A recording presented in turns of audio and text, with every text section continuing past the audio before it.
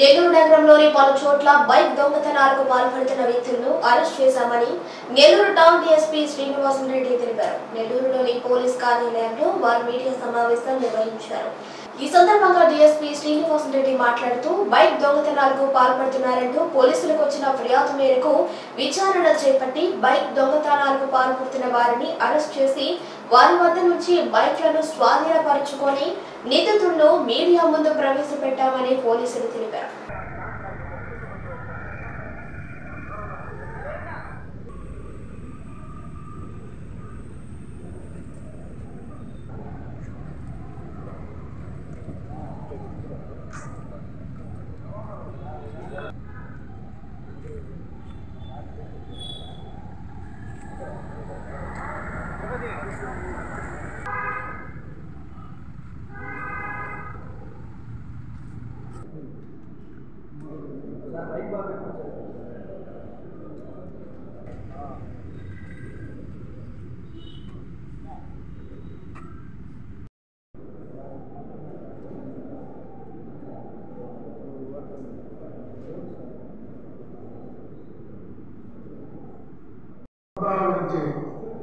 జిల్లా ఎస్పీ గారు ఇచ్చిన ఆదేశాల మేరకు బాలాజీనగర్, దగ్గరమెట్ట, ఇతర ఎస్హెచ్ఓలు అందరూ కూడా స్పెషల్గా బృందాలు ఏర్పాటు చేసి ముఖ్యంగా ఈ బైక్ దొంగతనాల గురించి టీమ్స్ ఫామ్ చేసి ఎఫర్ట్స్ చేశారు.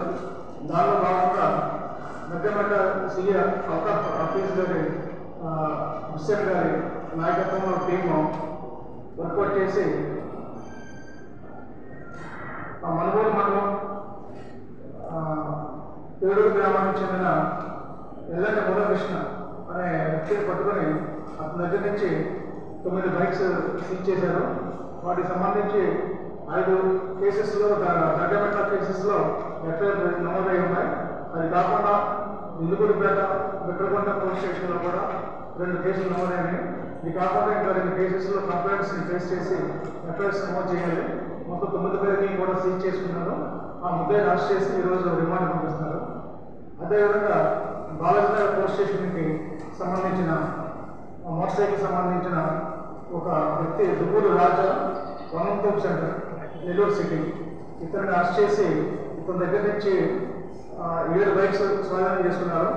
వాటిలో 3 బైక్స్ సంబంధించి ఎఫ్ఐఆర్లు నమోదైనాయి.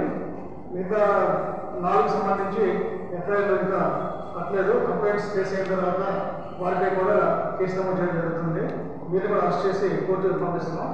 ఇదే విధంగా ఇంకా టీమ్స్ పనిచేస్తున్నాయి. ఇంకా అన్ని చోట్ల కూడా ఎక్కడ